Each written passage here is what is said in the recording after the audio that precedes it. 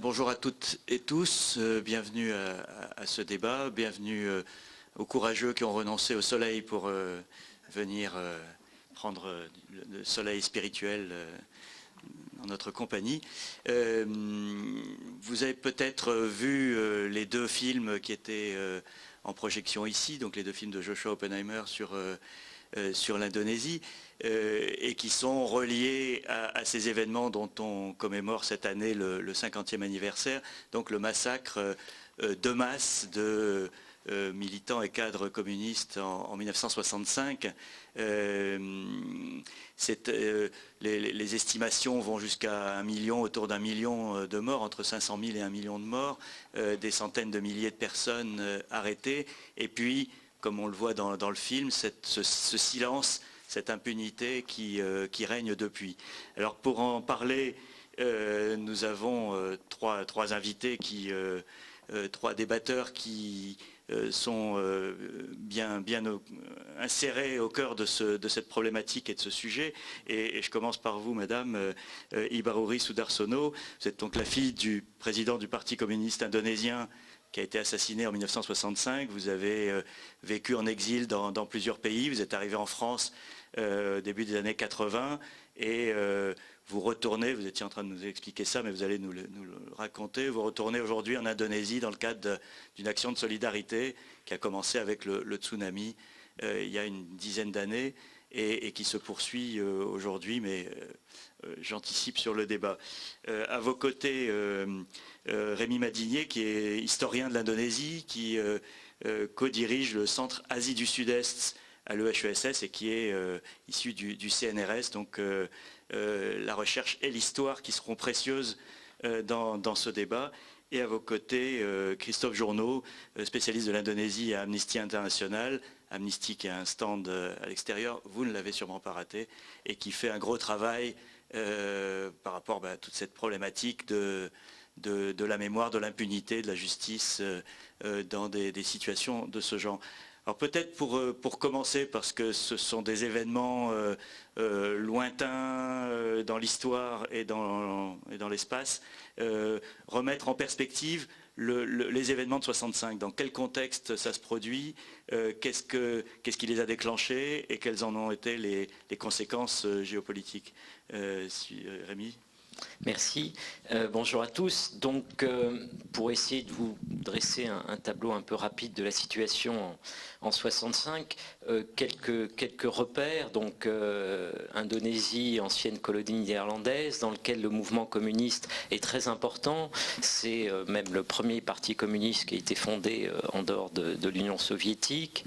Une première répression dans les années 20, période coloniale, puis l'indépendance proclamée en 1945. 4 ans de guerre jusqu'en 1949 et cette indépendance est reconnue. Et durant cette guerre d'indépendance, il y a déjà une concurrence entre différents courants indépendantistes qui luttent pour l'indépendance de l'Indonésie, le communisme, le nationalisme dit séculier et les mouvements religieux, principalement musulmans, puisque l'Indonésie est le plus grand pays musulman du monde. Et en 1948, déjà, un premier accroc, une première bataille, des premiers massacres. Madiun, une ville javanaise, qui avait été prise à un moment par des milices communistes, puis elles en ont été chassées, et dans cet épisode, des massacres de propriétaires terriens liés à un parti musulman. Donc déjà, un sentiment, pour une partie de la population, d'un danger communiste, d'une violence possible. Une période de démocratie qui dure jusqu'en 1957-1958, et là le président Sukarno, qui est le grand homme de l'Indonésie, le proclamateur de l'indépendance, qui va décider, du fait d'un fonctionnement relativement chaotique de la République, de réinventer une sorte de fascisme à l'oriental, un régime dans lequel les élections ne sont plus censées donner un parlement représentatif, mais dans lequel on rentre dans un système qu'on appelle le familiarisme, où les différentes composantes de la société sont représentées par des membres nommés au sein du Parlement. Et donc il y a cette idée qui est très importante à comprendre pour ensuite saisir la dimension des massacres, cette idée d'harmonie indispensable dans la société politique indonésienne, qui ne doit pas relever de ressorts politiques, mais d'un sentiment généralisé. Et donc, au début des années 60, le président Sukarno mène une politique de dangereux équilibrisme entre, d'une part, le mouvement communiste qui est de plus en plus puissant, sur lequel il s'appuie, et d'autre part, l'armée qui est très hostile et de plus en plus hostile au mouvement communiste. Cette armée est en partie équipée, en partie entraînée par les États-Unis. On est dans un contexte de guerre froide, donc vous pouvez imaginer tout ce que ça veut dire en termes de propagande interne à l'armée. Il y a des tensions au sein de cette armée, puisque certains officiers ont des sympathies progressistes, on ne peut pas dire tout à fait communistes, mais enfin progressistes, et c'est là qu'intervient ce qu'on appelle le coup du 30 septembre 1965, où un groupe d'officiers putschistes, en lien avec certains éléments du Parti communiste, mais dans une opération tenue secrète, donc toute la mouvance communiste extrêmement puissante n'était pas au courant, vont enlever plusieurs généraux de l'état-major qu'ils soupçonnent de préparer un coup d'État pour renverser Sukarno. Donc vous voyez une espèce de montée des tensions dans une situation en plus économique extrêmement dégradée, propice aux rumeurs, où il y a ce premier mouvement du 30 septembre 1965. Et là, immédiatement, d'abord l'affaire tourne très mal, elle est mal préparée, les rebelles prennent une partie de la capitale, mais laissent libre une unité qui est commandée par le général Suharto, qui va devenir le futur président d'Indonésie. Et ce général Suharto va profiter, sans doute d'ailleurs du fait que les putschistes le considéraient comme, si ce n'est favorable à leur mouvement, au moins neutre, va profiter de cette liberté qui lui est donnée pour lancer un plan qui était prêt depuis de longue date, à savoir un plan d'éradication du communisme mis en œuvre et qui va aboutir également à la mise de côté du président Sukarno. Donc Suharto, officier général certes, mais officier de second rang, il n'était pas vraiment dans les prétendants, je dirais, à la couronne, va assez habilement lancer ses opérations de manière implacable, mais en utilisant un sentiment très général dans la population indonésienne, à savoir cette perception de la tension qui fait croire aux gens qu'il n'y a pas d'autre alternative qu'une sorte d'affrontement généralisé. Donc il y a ce sentiment de peur qui va être un moteur extrêmement important de ces massacres. Et puis donc, à partir de septembre, pendant plusieurs mois, dans différentes régions d'Indonésie, selon différentes configurations régionales, on en reparlera à propos des films d'Oppenheimer, ces massacres vont se développer. L'armée y joue parfois un rôle direct, parfois un rôle indirect. Elle est appuyée par des milices religieuses, en particulier des milices musulmanes qui se souviennent de Madiun, dont je vous ai parlé. Elle est appuyée également à Sumatra Nord par des bandits qui tenaient un peu la région en coupe réglée. Ailleurs, par exemple, à Bali, c'est les cadres du Partai Nasional Indonesia, proches de Sukarno, qui vont fournir les escadrons de la mort. Et donc, selon des configurations régionales diverses, mais un schéma général de violence extrême, ces massacres arrivent, donc 500 000, 1 million de morts. Les historiens sont plutôt aux alentours de 500 000, mais on parle plutôt de violences de masse, et ce qu'il faut bien comprendre, c'est que ces violences de masse, il n'y a pas que des morts, hein. Il y a aussi des viols, des arrestations arbitraires, parfois plusieurs années après, et une éradication complète, non seulement des cadres du Parti communiste, mais bien au-delà de toute personne soupçonnée de sympathie avec le communisme, et parfois le seul fait de s'opposer ou de ne pas participer à ces violences pouvait suffire à se faire engloutir dans cette folie meurtrière. Alors, vous l'avez dit, ça se passe en pleine guerre froide. Quel a été le rôle des États-Unis? Parce qu'avec le recul de l'histoire, je sais que dans certains télégrammes diplomatiques, on parle d'éliminer Sukarno. On dit que les Américains ont aussi fourni des listes de cadres communistes à éliminer ou en tout cas mettre hors de service. Est-ce qu'aujourd'hui, on connaît avec certitude le rôle précis des États-Unis dans cette affaire? Alors on en a une bonne idée puisque les documents de la CIA en particulier ont été déclassifiés.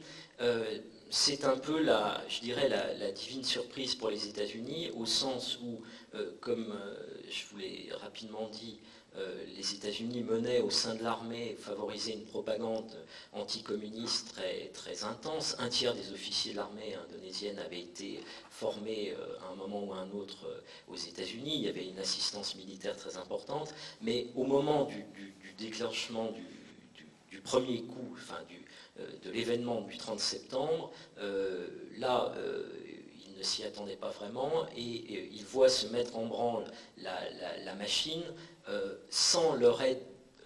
C'est pas une décision des États-Unis. Par contre, très rapidement, effectivement, ils vont fournir des listes de cadres du Parti communiste, etc., et encourager ce mouvement.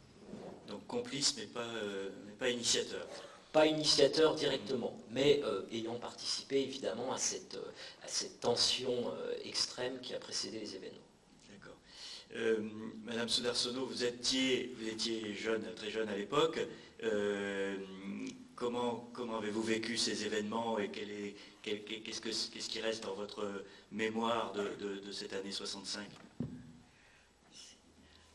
Bonjour et merci d'être venu.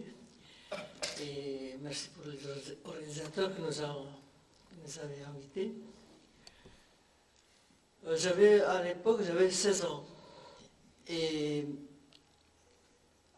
depuis que j'avais 8 ans, j'étais en Russie, au début avec ma mère, mais après, parce qu'elle faisait les études, approfondir les études médicales. Et après, ma soeur qui se rejoint à nous. Et après, nous sommes restés en Russie. Nous avons 3 oncles, 2 qui faisaient les études là-bas et un qui est marié avec une femme russe. Et donc, j'ai vécu mon enfance presque en Russie. Et seulement 2 fois, avec ma soeur, on est rentré en Indonésie pour les vacances d'été. En 65, j'étais 3 mois, j'étais en Indonésie et j'ai retourné à Moscou le 6 septembre, juste avant les événements, parce qu'à Moscou, le 1er septembre, c'est déjà l'école. Et donc, quand j'étais en Indonésie, j'étais une jeune communiste. Je suis membre de Jeunesse communiste, oui. Là-bas on appelle c'est Jeunesse du peuple.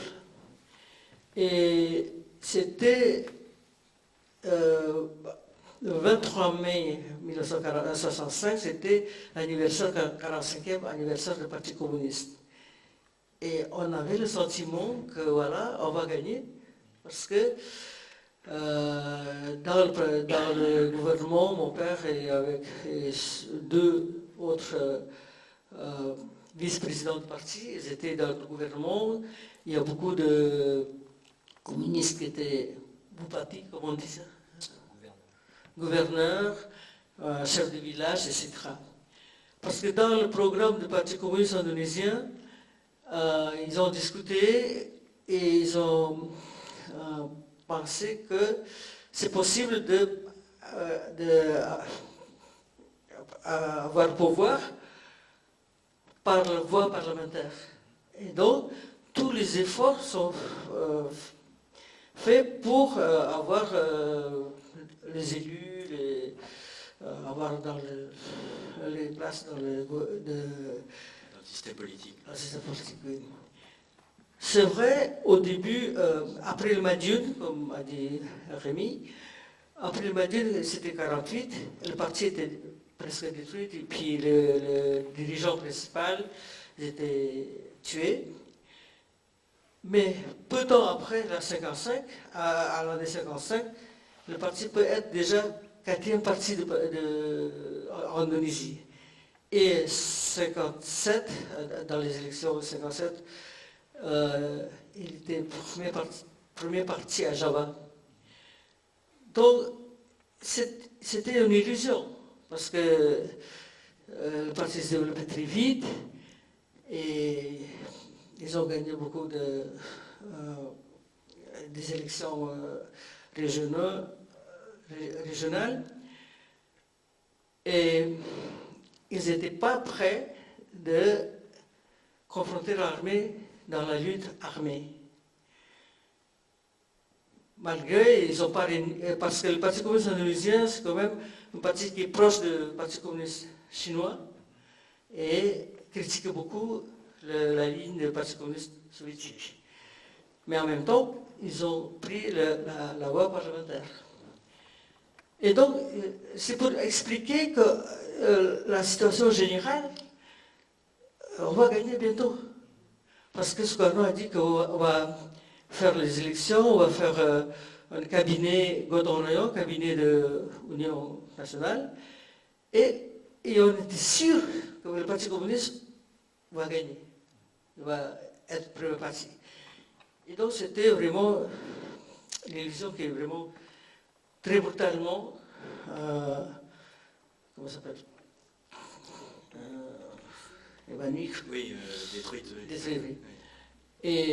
Et j'ai le sentiment, à l'époque, j'ai tout perdu. J'ai perdu ma patrie, j'ai perdu le parti, j'ai perdu la personne que j'aimais. Pour moi, c'est mon idéal, c'est mon père. Ma mère était en prison à partir de décembre. Elle a passé 12 ans de prison. Ma grand-mère emprisonnée aussi. Mes oncles aussi.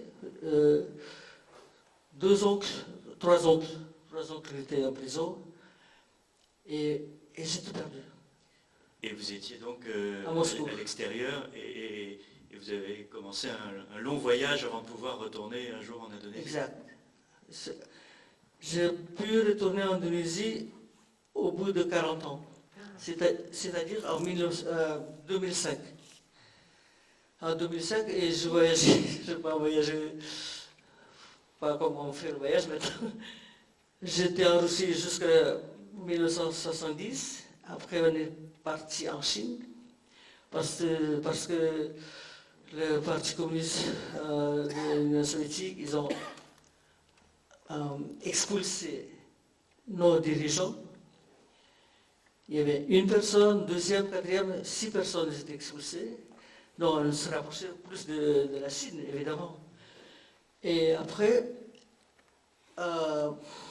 mais en Chine, c'était la relation diplomatique entre la Chine et l'Indonésie était interrompue. Bon, et on ne pouvait pas contacter nos amis, notre famille. Et on essayait de retourner en Indonésie pour continuer la révolution. Mais c'était échoué, donc j'étais allé en Birmanie, après à Macao, pour retourner en Indonésie. Par une petite voie de Macao, de Hong Kong, les gens cherchaient partout de moyens pour retourner. Et finalement, beaucoup de gens sont après partis en Europe, parce qu'en Europe, on peut voir la famille, on peut faire venir, on peut... Voilà. Et donc, en 1981, je suis arrivé à Paris, avec ma soeur, avec nos maris. Et donc, vous êtes retourné lors du tsunami, en fait, pour mener une action de solidarité avec la population. Exact. En 2004, il y avait le tsunami. Et j'ai eu ma nationalité française en novembre 2004. Et en 2005, je suis retourné. J'ai demandé à un prêtre qui faisait beaucoup de choses, qui faisait beaucoup de choses, et je lui ai dit, qu'est-ce qu'on peut faire? Pardon, bien que vous ayez eu à l'époque un passeport français, vous étiez sûr que vous n'auriez pas d'ennui en arrivant? Vous avez pris des précautions quand même? Non, pas tellement, parce qu'il y a beaucoup d'amis qui sont déjà retournés en Indonésie à l'époque. Hein. Et bon, c'est la première fois que je retourne. Et donc, je demandais au prêtre, il a dit, voilà, j'ai tant de proposals, si tu veux aider, voilà. Et avec ces proposals, je suis rentré en France. Et en France, mes amis, ils ont dit, nous avons crié déjà à la solidarité en Indonésie, parce qu'il y a plein de gens qui nous demandaient qu'est-ce qu'on peut faire. Et donc, on a le financement de Fondation de France. Et ça tombait bien parce que j'ai fourni le proposal. Et comme ça, on a pu construire une mosquée, une école, dispensaire, et puis donner le microcrédit aux pêcheurs, les gens là-bas. Merci. Alors, on l'a vu dans le film, dans les films de Joshua Oppenheimer, les bourreaux de 65 vivent en toute impunité dans la société indonésienne aujourd'hui. Ils ne se cachent pas, ils se sont enrichis au passage et ils ont des positions sociales et politiques. Comment s'est jouée cette affaire de l'impunité et du fait que 50 ans après, personne n'ait été inquiété ou sanctionné, bien que le régime ait changé, bien qu'on soit revenu à des processus démocratiques en Indonésie? Est-ce que vous avez des réponses à ces questions, Christophe Journeau? En fait, il y a eu toute la période du gouvernement de Sukarno, donc jusqu'en 98, de Suharto, excusez-moi. Donc toute la période de Suharto jusqu'en 98, où en fait tous ceux qui avaient commis ces atrocités étaient glorifiés, étaient encouragés, dans l'idéologie fondatrice de ce pouvoir, c'était ceux qui avaient sauvé la patrie. Et ensuite, quand il y a eu ce qu'ils ont appelé la réformatie, le changement de régime qui est arrivé, tous les cadres de l'armée, de la police, de tout le dispositif de sécurité sont restés. Et donc on a depuis une espèce de système où il n'y a jamais eu de réflexion collective, d'actions qui ont été lancées pour essayer de régler ce problème. Alors il y a eu quelques tentatives. Il y a 2 ou 3 ans, il y a la Commission nationale des droits humains d'Indonésie, donc qui est un organisme officiel, qui est un peu l'équivalent de la Commission nationale consultative des droits de l'homme qu'on peut avoir en France, qui a sorti en 2012 un rapport qui a été transmis au procureur général de la République par rapport à ce qu'ils appellent des crimes, incluant des crimes contre l'humanité, qui ont été faits principalement entre 65 et 66, donc la période où il y a eu tous les massacres dont on a parlé, puis après, même jusqu'au début des années 70, avec des détentions. Globalement, la liste des qualificatifs est assez longue. C'est homicides illégaux, torture, disparition forcée, viol, esclavage sexuel, esclavage, arrestation et placement en détention arbitraire, déplacement forcé, travaux forcés. Et ça sur environ 1 million d'individus, en comptant les décès et les autres violences. Et derrière, il y a eu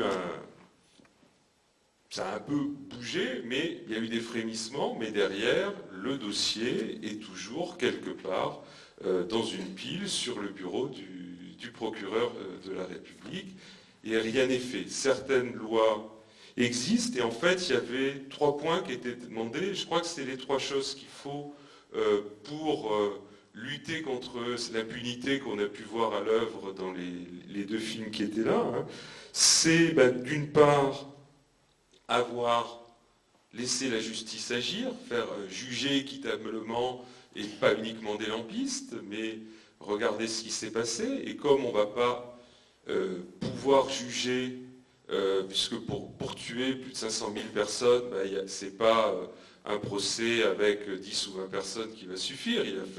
Il y a eu un nombre important, du même ordre de grandeur, de personnes qui étaient impliquées hein, pour commettre tout ça.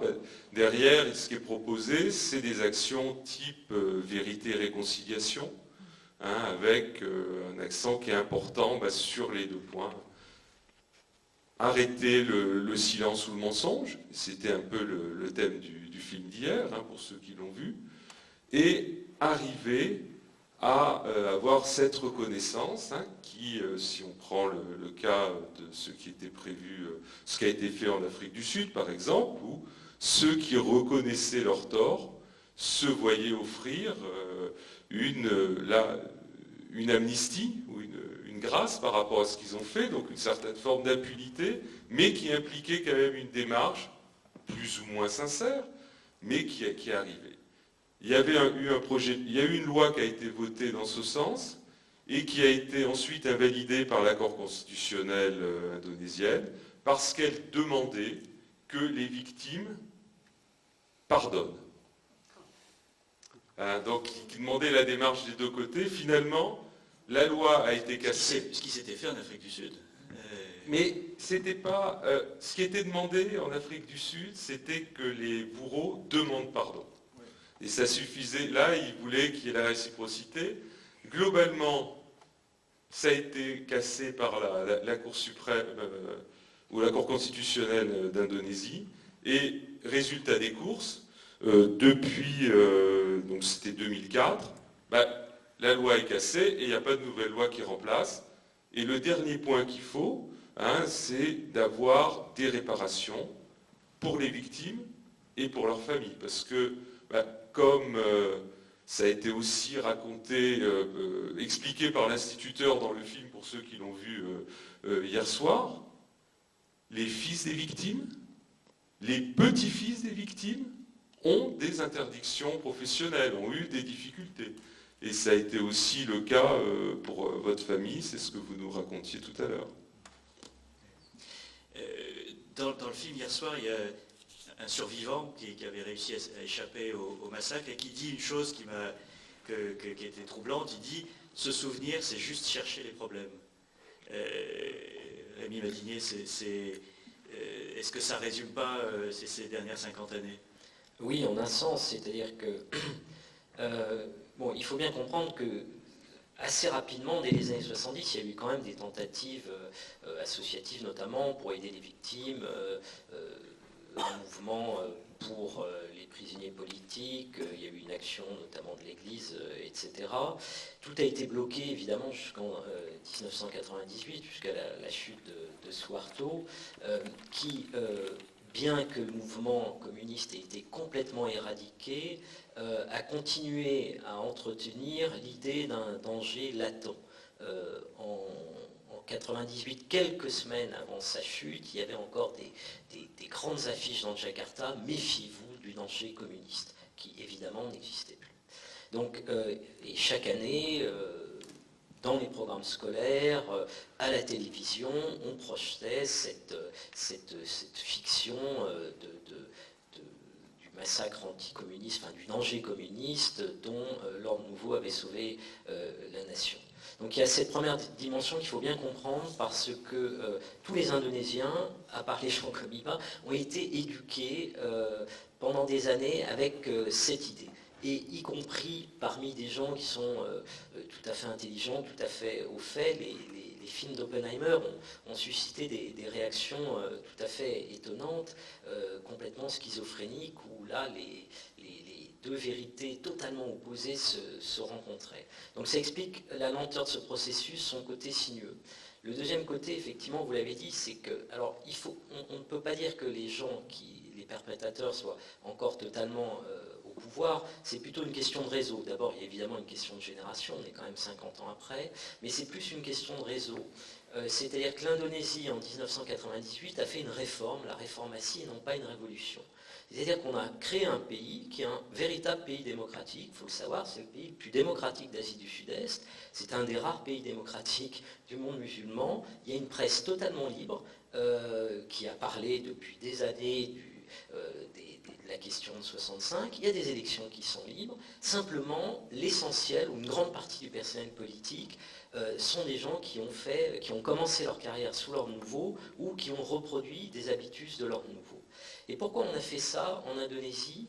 C'est aussi lié à la peur de la violence. C'est-à-dire que chaque transition politique en Indonésie depuis 1945 a donné lieu à des bains de sang entre Indonésiens. Pendant la guerre d'indépendance, il y a eu plus de morts faits entre les Indonésiens que dans la guerre coloniale contre les Néerlandais. En 1948, il y a eu des massacres. Au début des années 60, il y a eu des affrontements meurtriers autour de la question de la réforme agraire. En 1965, 500 000 morts. Et donc, il y a cette idée qui est très présente dans le film que dès qu'on retrouve la question d'un affrontement politique, vous avez dû le noter, ceux qui l'ont vu, politique c'est un gros mot. C'est-à-dire qu'à un moment les gens commencent à discuter, puis là on dit ah non mais là vous parlez politique, comme si tout d'un coup tout allait exploser et les massacres allaient recommencer. Donc il y a cette dimension qui est extrêmement présente dans la société indonésienne, donc avec cette idée qui en un sens a fonctionné, au sens où si on compare par exemple l'Indonésie avec le printemps arabe, l'Indonésie a su éviter une logique de bloc contre bloc, notamment au niveau de l'islam politique, et une impasse, c'est-à-dire pouvoir militaire d'un côté contre islamistes bornés de l'autre. Et on est resté dans cet entre-deux, dont la mémoire de 65 est la principale victime, à savoir que on avance par petits pas. Vous avez cité l'épisode de 2004 qui est tout à fait intéressant, une loi qui est une loi effectivement vérité et réconciliation, mais un peu curieuse, un peu scandaleuse, à savoir que la reconnaissance du crime, à partir du moment où il y avait reconnaissance du crime, il y avait impunité.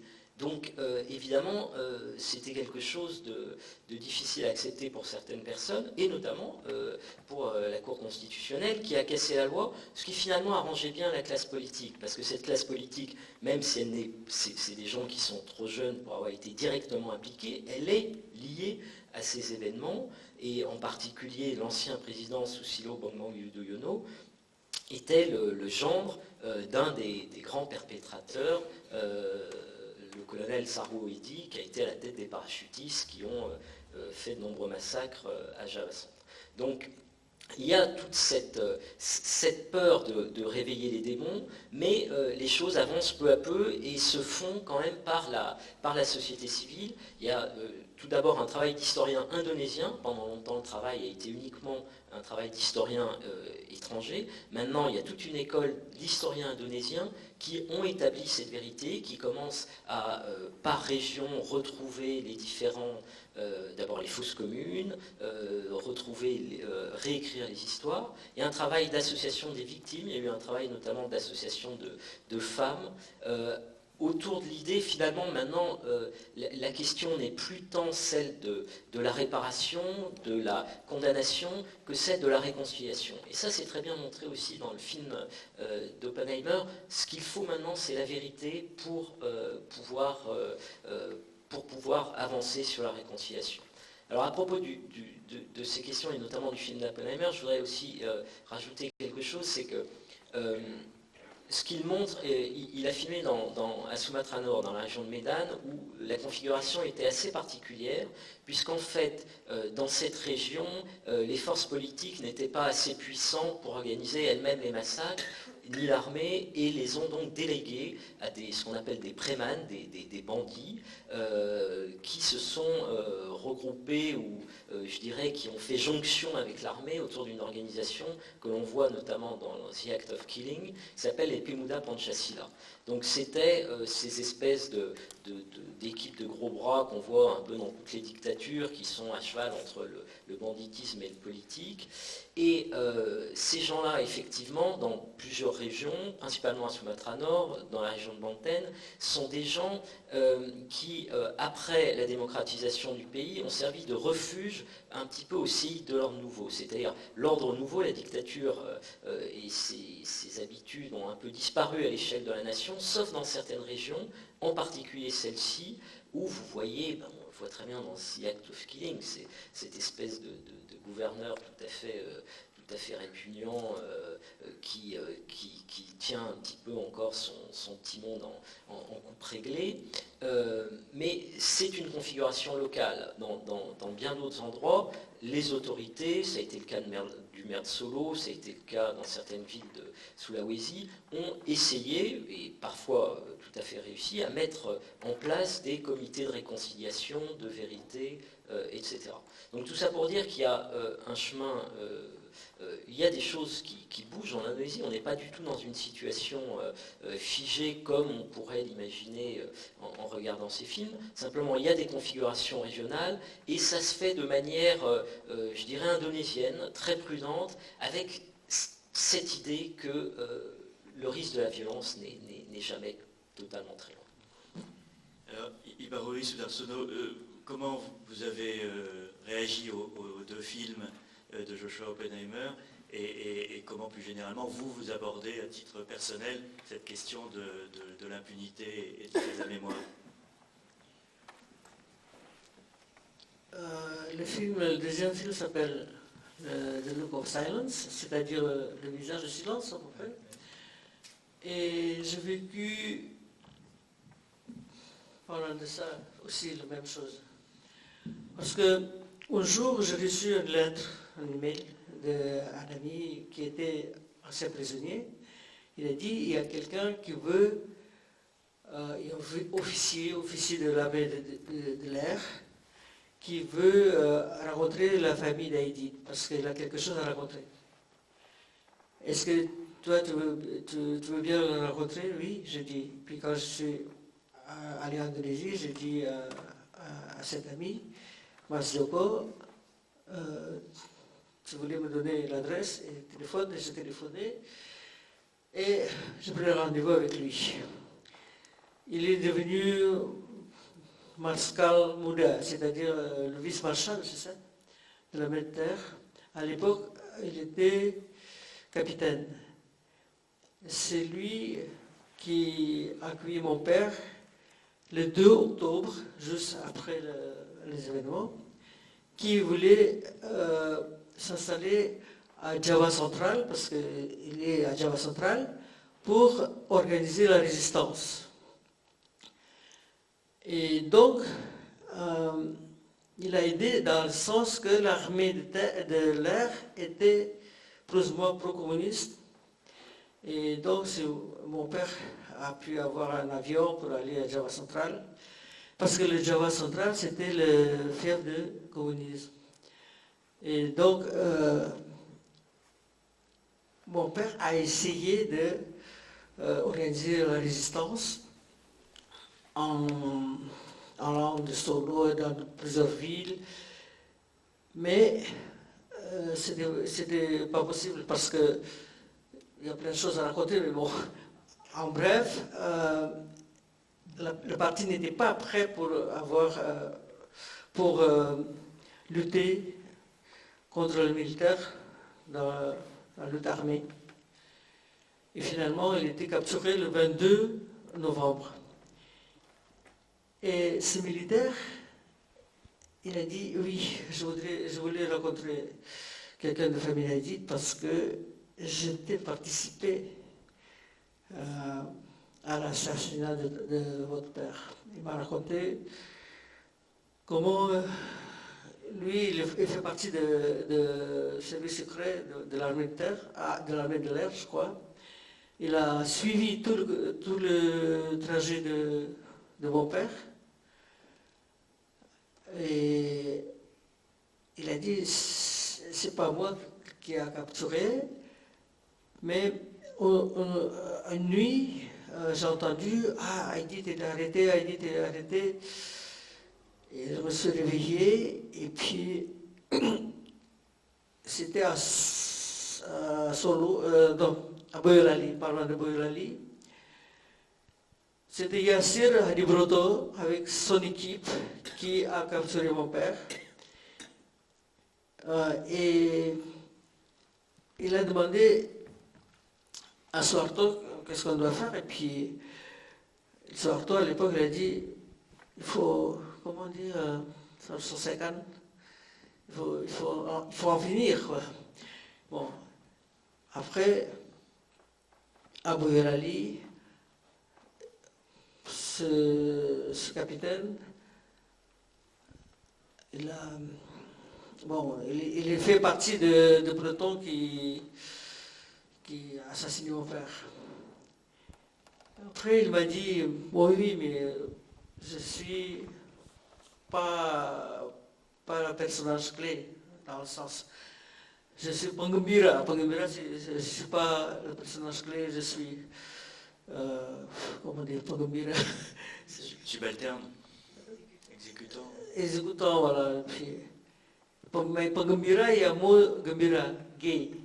C'est-à-dire les gens qui font, par exemple, dans un spectacle, oui, qui fait, mais c'est pas le personnage principal. Le second rôle, oui. Et là, ma tension est montée jusque. Je ne sais pas quoi faire. C'était comme à Dirokun. Je regardais Pangambira, voilà. C'est ça. Je suis comme à Dirokun, je ne pouvais pas parler. Je n'ai rien dit. Il a certainement oublié devant qui il parlait.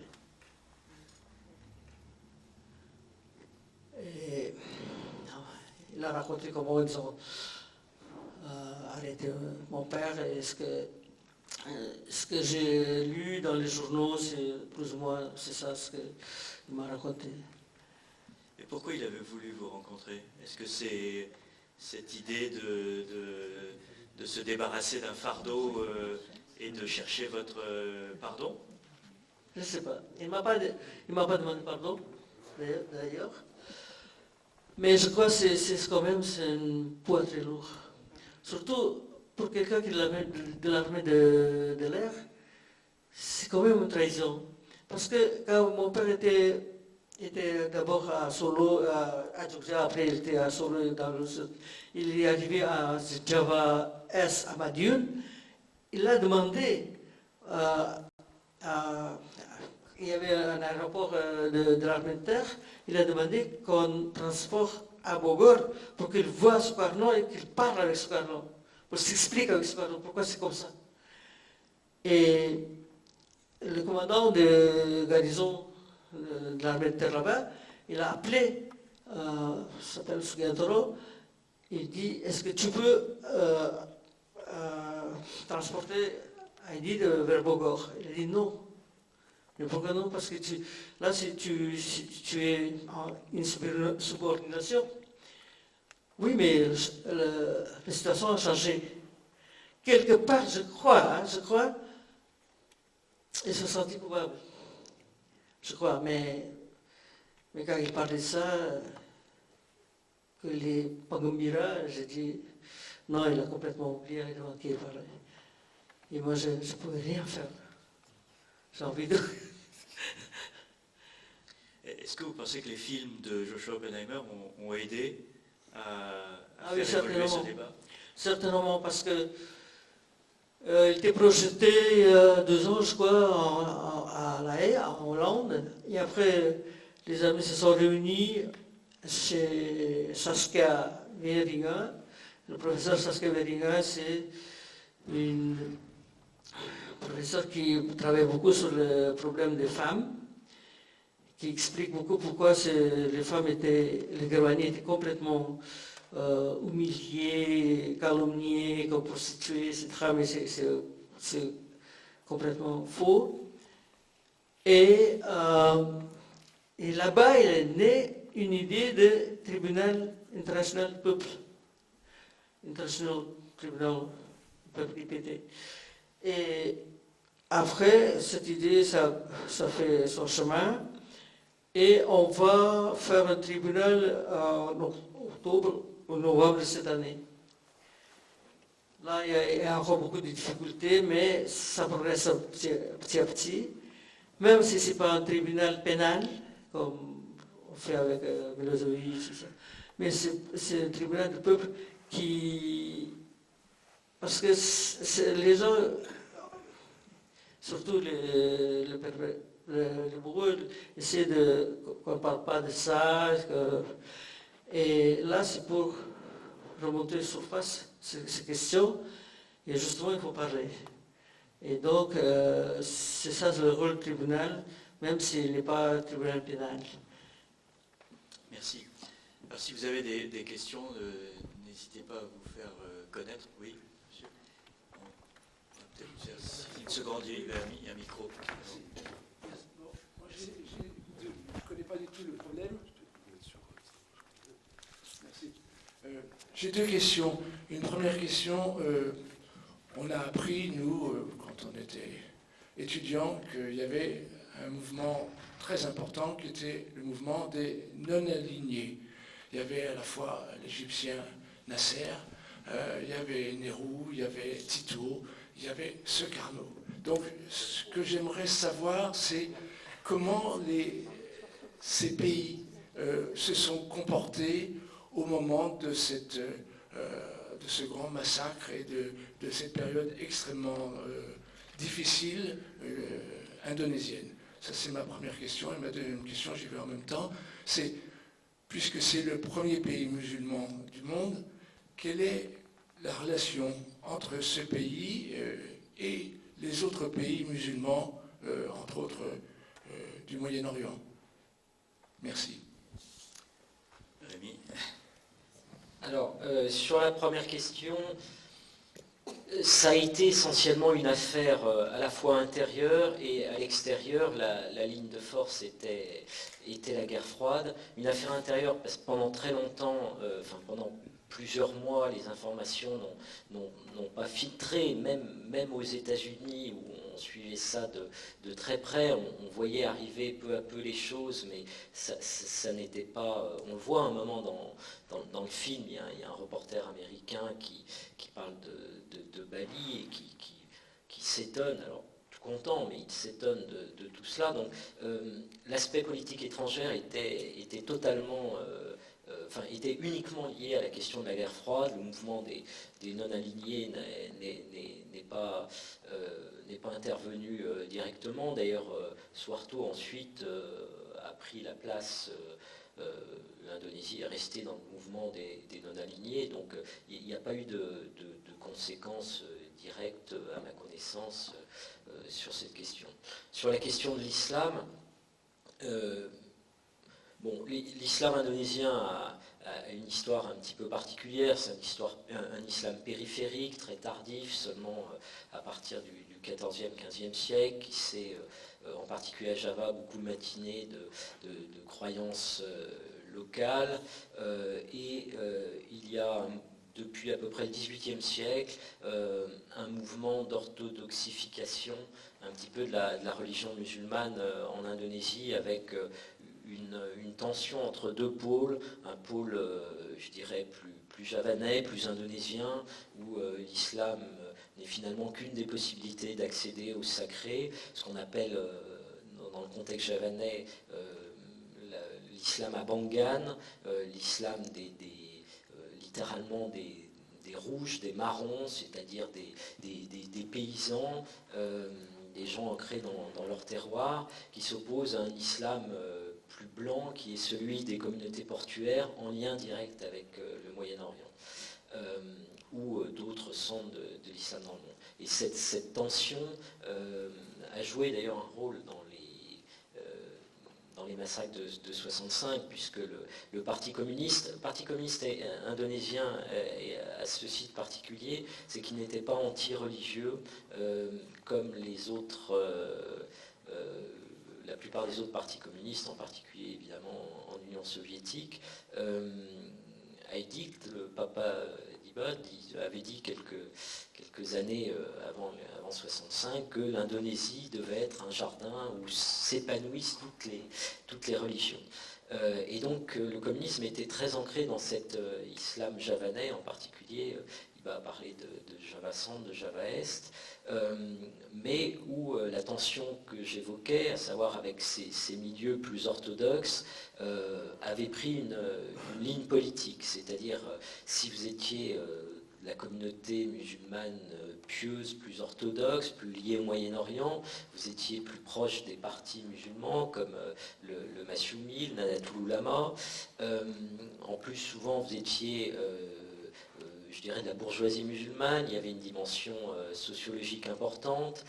Quand la réforme agraire on a tenté de mettre en place une réforme agraire au début des années 60, les propriétaires terriens, pour s'en protéger, ont donné une partie de leurs terres aux mosquées, et du coup, les communistes qui étaient quand même ces musulmans un petit peu moins orthodoxes étaient gênés pour aller essayer de récupérer ses biens.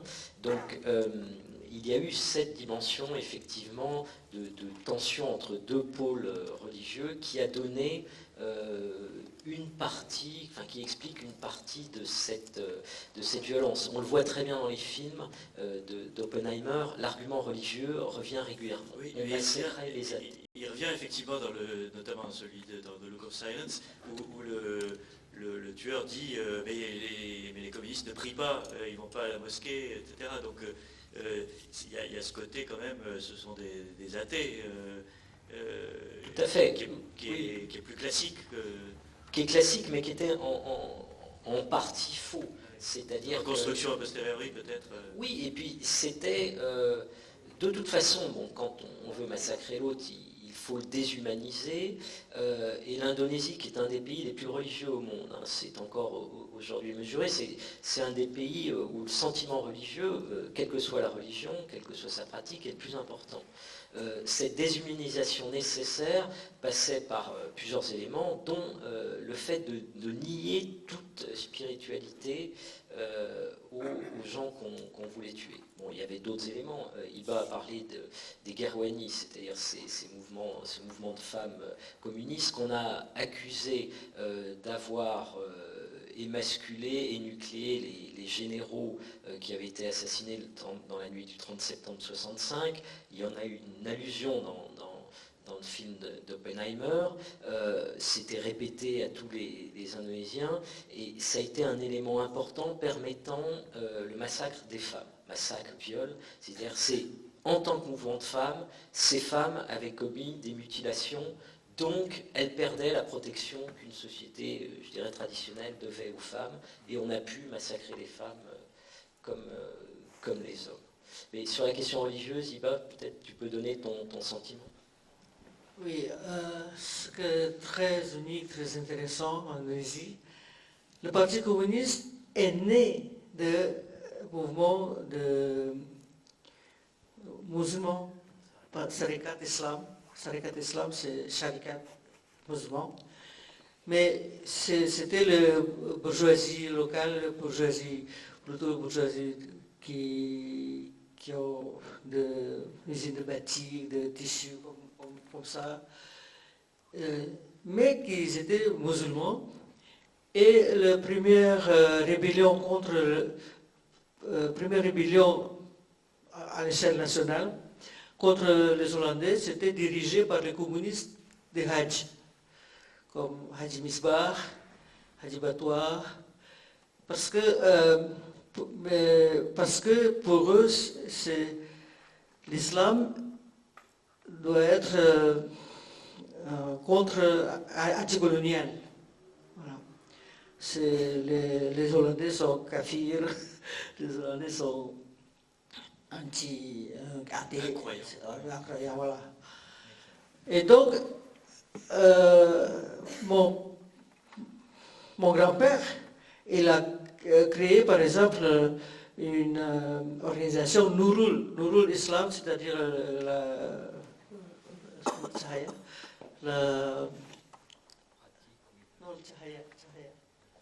Nur c'est la lumière islam.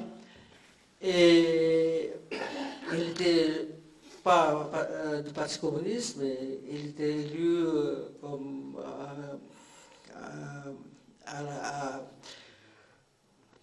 au Parlement en nom du député, au nom de non-parti, indépendant, voilà. Et mon père était baigné dans l'ambiance islamique. Et le Parti communiste indonésien est jamais anti-religieux, parce que ça racine, etc. Le problème, il faut, si vous êtes d'accord ou pas avec le programme parti, c'est pas est-ce que vous êtes athée, pas athée. Donc c'est complètement faux quand on dit que le Parti communiste est contre la religion, etc. Et ce qui est unique aussi, la première grande personne musulmane, Gus Dur, Abdurrahman Wahid, c'est lui qui est la première personne qui a demandé pardon. C'est lui qui a demandé pardon. Il est président de Nahdlatul Ulama, c'est-à-dire une organisation musulmane, une très, très grande organisation. Et à cause de cette demande de pardon, les jeunes NU, les jeunes membres de Nahdlatul Ulama, ils travaillent beaucoup pour la vérité et réconciliation, c'est-à-dire la réconciliation d'en bas, on dit.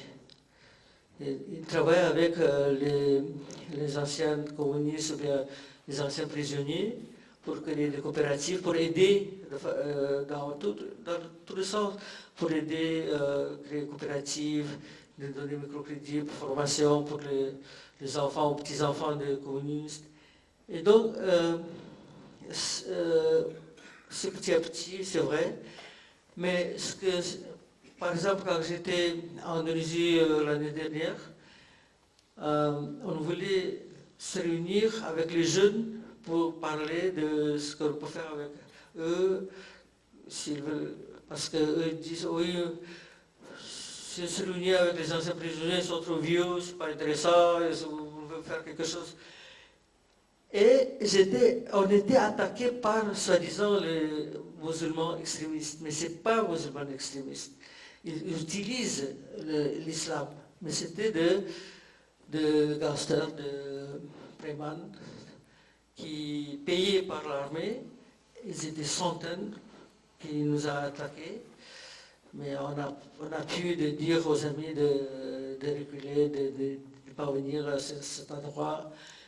C'est-à-dire, si on dit que c'est l'Indonésie le plus grand pays démocratique en Asie, oui, il y a des progrès, mais si on n'est pas dangereux, oui, mais c'est pour eux, parce que si on se tait, on ne parle pas, oui, mais si on fait quelque chose, c'est toujours il y a un danger concret, c'est pas... Et ils utilisent la religion pour ça. Parce que l'armée ne peut pas attaquer. L'armée, maintenant, ils apprennent qu'est-ce que c'est le droit de l'homme, etc. Même le deuxième film de Joshua a été projeté pour Asmarang. Asmarang, c'est Java central. L'armée a vu ce film. Voilà. Merci. Oui.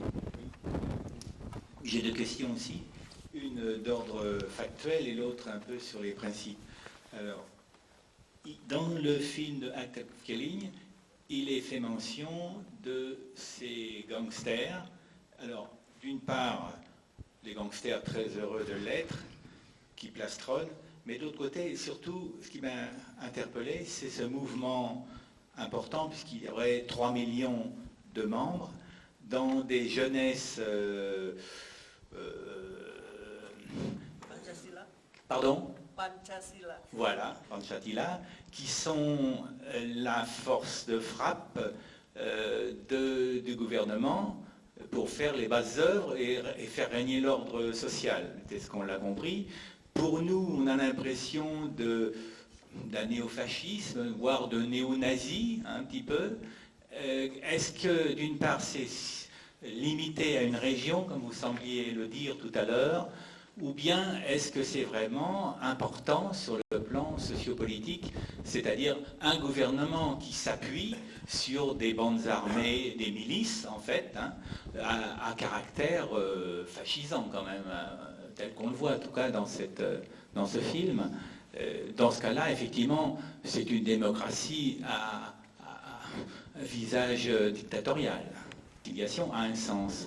Alors que actuellement en Indonésie, j'ai l'impression que cette notion de réconciliation n'a pas de sens telle qu'elle est posée. On va essayer de répondre. Rémi, peut-être sur le... Alors sur la première question, les Pemuda Pancasila, c'est une organisation qui a été créée peu avant d'ailleurs les événements de 65 et qui ont constitué effectivement le bras armé gangstérisé de l'ordre nouveau pendant 30 ans. Donc c'était une organisation nationale dans laquelle effectivement l'armée, le pouvoir de Suharto disposait donc d'un bras armé pour ses basses œuvres. C'est bien expliqué dans le film d'Oppenheimer. Et ça a survécu effectivement quelques années dans quelques régions, en particulier Sumatra Nord, en particulier Banten. Au niveau national, il ne pèse plus grand-chose, et même au niveau local, à Sumatra Nord, le gouverneur a changé depuis quelque temps. Donc on est sur une pente très nettement déclinante. On ne peut pas dire aujourd'hui, en 2015, que le gouvernement s'appuie sur ces organisations. Maintenant, ce qu'il faut bien comprendre, c'est que le résultat de cette transition, je dirais, assez limitée, assez prudente depuis 1998, a été que toute une partie de l'ex-oligarchie liée à l'ordre nouveau était prête à lâcher sur certains éléments, c'est-à-dire qui se situaient un peu comme le guépard de Lampedusa, il faut que tout change pour que rien ne change. Mais évidemment, lorsque la démocratie a commencé à les rattraper concrètement, ça veut dire lorsque une commission anticorruption, à partir de 2004, a commencé à enquêter, à impliquer ces responsables, là, effectivement, le système s'est un peu rebiffé, et c'est ce à quoi on assiste depuis plusieurs années. Il y a une querelle absolument gigantesque au plus haut niveau de l'État en Indonésie entre ces résidus de l'ordre nouveau qui s'étaient frayé un chemin à travers la démocratie et les militants de l'ordre nouveau, y compris au sein de la démocratie, y compris au sein de l'appareil d'État, qui les combattent. L'Indonésie est un pays qui était un des pays les plus corrompus du monde sous Suharto. C'est un des pays qui a, ces dernières années, impliqué le plus de ses responsables. Il y a plusieurs centaines de responsables politiques, de parlementaires, de juges qui sont soit en prison, soit sous mise en examen pour des affaires de corruption. Ils ont eu des réactions tout à fait puissantes, tout à fait étonnantes. L'ancien président de cette commission anticorruption est actuellement en prison, condamné à 20 ans de prison pour une affaire de meurtre qui a été montée de toutes pièces. Il y a eu des enregistrements qui ont montré des hauts responsables de la police et de la justice en train de monter cette affaire. C'est sorti dans la presse. Donc vous voyez, on est dans une situation encore extrêmement volatile où la démocratie est un combat de tous les jours. L'Indonésie est, selon les organisations internationales, le pays le plus démocratique d'Asie du Sud-Est, mais ça n'est pas une démocratie complète. C'est un pays où, effectivement, comme le rappelait Iba, quand une manifestation politique dérange, on va... Mais c'est un signe d'ailleurs, c'est-à-dire c'est pas les Pemuda Pancasila qui sont venus interrompre votre réunion, c'est le Front Pembela Islam ou des Faki. Voilà, front anticommuniste qui s'appuie en particulier sur une légitimité religieuse. Donc on voit déjà qu'il y a un glissement. Ça n'est plus, vous ne pouvez plus vous opposer à ces opérations de vérité au nom de l'héritage de l'ordre nouveau. Vous le faites au nom au nom d'un islam radical, au nom de la lutte contre l'athéisme. Donc les choses bougent, les choses évoluent. Tout n'est pas effectivement parfait, mais si vous comparez avec la Thaïlande, si vous comparez avec la Malaisie, si vous comparez, sans parler du Vietnam ou du Laos, ou même de Singapour, vous avez en Indonésie une presse libre, une parole libre.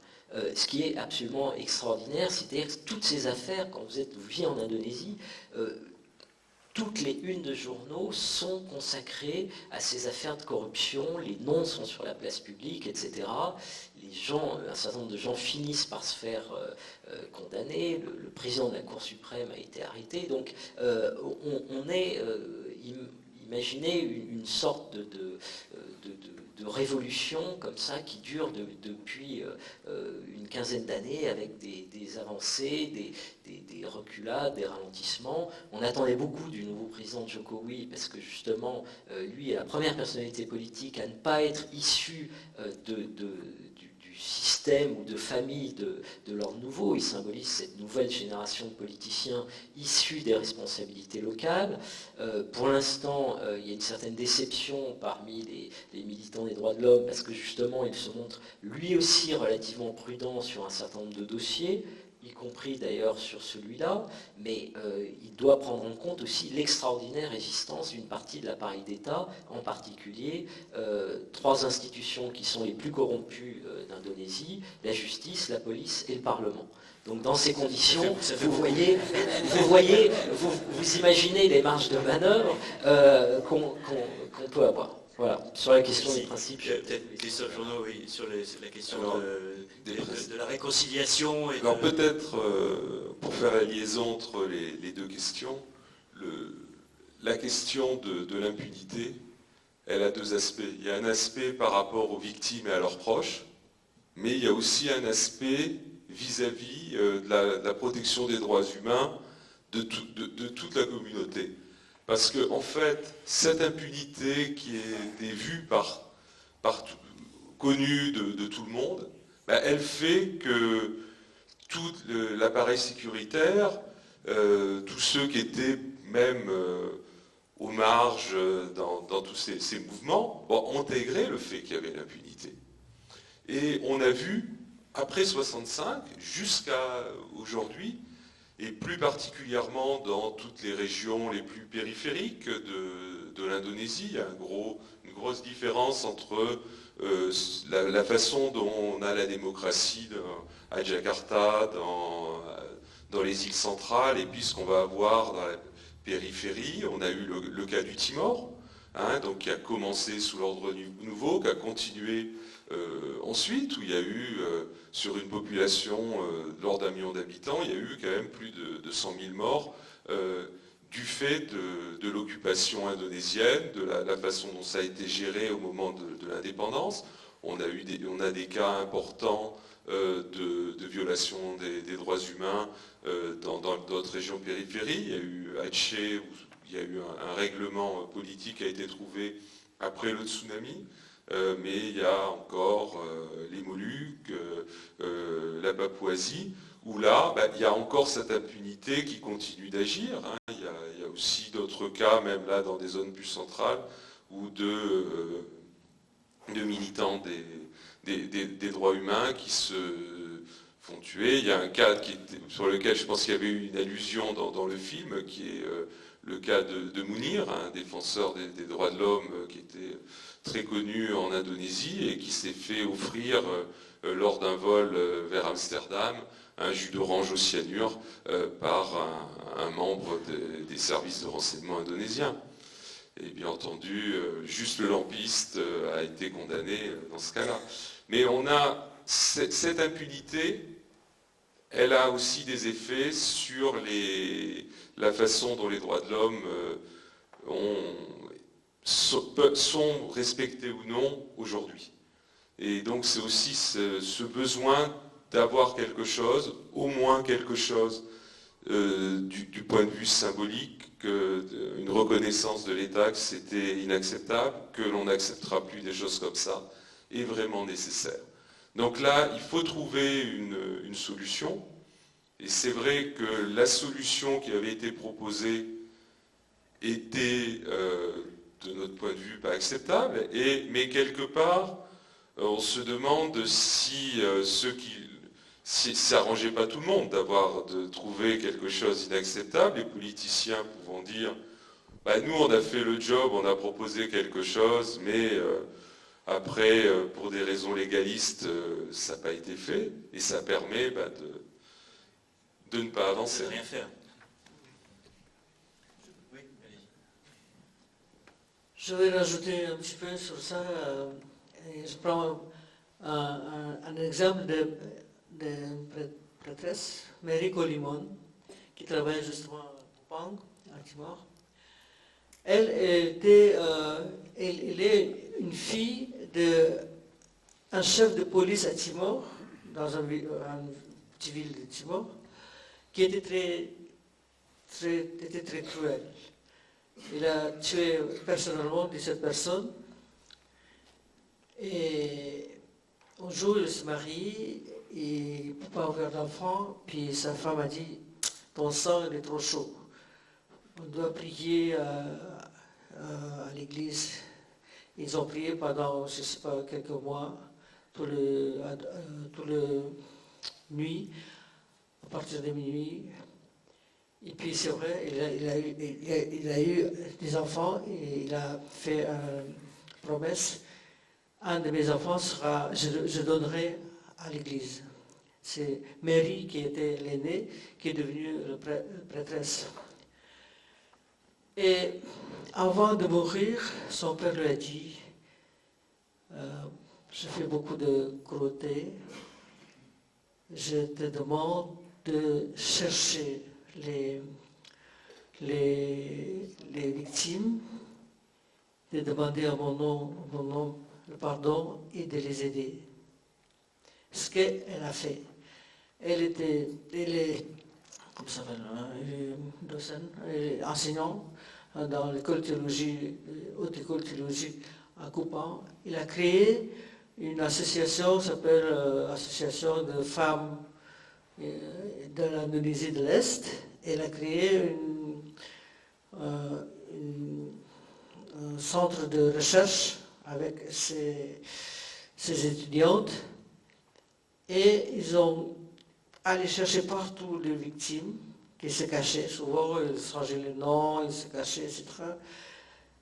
Et après, il a fait de recherche, ils ont édité un livre qui s'appelle Les mémoires interdites. Et puis, je le racontais, j'ai dit que j'ai beaucoup d'admiration pour elle. Elle a dit, mais il n'y a pas d'autre voie. Il n'y a pas d'autre voie, il faut faire comme ça, si tu veux que le pays se réunisse de nouveau. Parce que moi, j'ai vu dans mon travail d'association avec les Indonésiens, imaginez, il y avait, on dit 1 million, mais peut-être c'est 3 millions selon les aveux de Saro Endi qui dirigeait la campagne d'extermination des communistes. Imaginez, il y a 3 millions de communistes, admettons, il y a 1 million de familles, avec les enfants, avec leurs parents, leurs, je sais pas, oncles, etc. Il y a presque la moitié de la population est impliquée en tant que victime. Et autant de familles, de populations qui sont impliquées en tant que, parce que leur père était militaire, leur père était je ne sais pas quoi, et le grand frère a tué les communistes, etc. Donc c'est très compliqué parce que même dans mon association, Réseau Indonésie, un jour, j'ai posé une question à notre présidente, Mulyandari. C'est compliqué pour toi, parce que son père a participé dans l'opération Trisula. Trisula, c'est une opération d'extermination du communisme à Blitar, où les communistes ont organisé la résistance. À Blitar Selatan, c'est à 68, c'est-à-dire 3 ans après les événements 65. Et son père était dedans. Il était dans le... il n'était pas commandant, c'est pas très haut... comment ça s'appelle ? Très haut niveau. Oui, très haut niveau. Il était simple... Soldat ou... pas soldat, mais le para... simple exécutant. le troupe spécial, le troupe spécial. Et quand même, c'était difficile pour elle. C'est vrai. Parce que si on fait la réconciliation, je dis, il faut qu'on le fasse nous-mêmes, déjà. Nous-mêmes, dans notre association, il y a des amis qui sont des enfants des militaires. Il y a des amis qui ont leur tata qui a été éloigné, qui a été torturé, qui a été tué, etc. Donc, il faut commencer par là. Et je crois que les bourreaux sont tombés dans leur piège. Chaque fois, ils disent attention communiste. Maintenant, c'est eux qui ont peur. Eux, ils ont peur, voilà, comme disait Adi dans The Act of Killing. Oui, je comprends. Si j'étais enfant communiste, évidemment, je te hais parce que tu as tué mon père. Et donc, c'est ça. Ils ont comment ça s'appelle ? Ils ont peur de leur crime, je crois. Mais et ça, il faut aussi libérer le bourreau. C'est-à-dire, dans ce sens-là, si vous demandez quel sens la réconciliation, il faut libérer soi-même et il faut libérer le bourreau. Il ne faut pas avoir peur. Tu as fait. Assume. Mais il faut libérer aussi les enfants de bourreaux. Les enfants, voilà, c'est ça. C'est dans ce sens-là, je crois, c'est la réconciliation. Mais là, il faut prendre le temps, c'est ça. Merci. Peut-être une dernière question, si... Oui, devant. Oui, moi j'ai juste... Attendez, le micro arrive.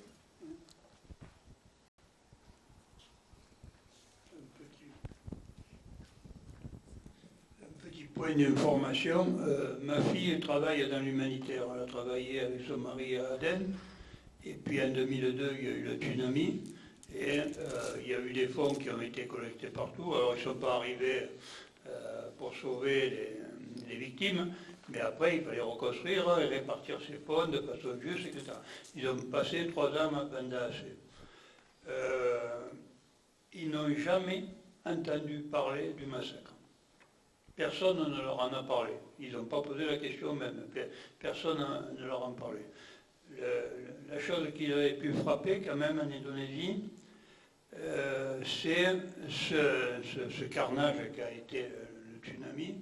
Il y a eu beaucoup de victimes et beaucoup d'enfants qui se sont retrouvés sans parents. Il n'y en a pas un qui est resté sur le carreau qu'il a fallu placer dans un orphelinat. Il y a toujours eu des familles pour les récupérer, tout le monde s'en est occupé. Ma fille disait, en France, on aurait eu des difficultés énormes. Là-bas, ils sont musulmans, ça a au moins cette qualité. Voilà. Depuis, ils sont rentrés en France, ils sont de Genève avec ça, mais ils sont restés attachés à cette région parce que la qualité des gens les avait frappés. Quoi. Merci, je crois que le temps qui nous est imparti est dépassé. Merci beaucoup pour ce témoignage, et pour vos explications et vos analyses. Je pense que c'était un complément indispensable et très utile aux 2 films que nous avons vus et qui sont eux-mêmes des films qui posent beaucoup de questions. Merci beaucoup, merci à vous.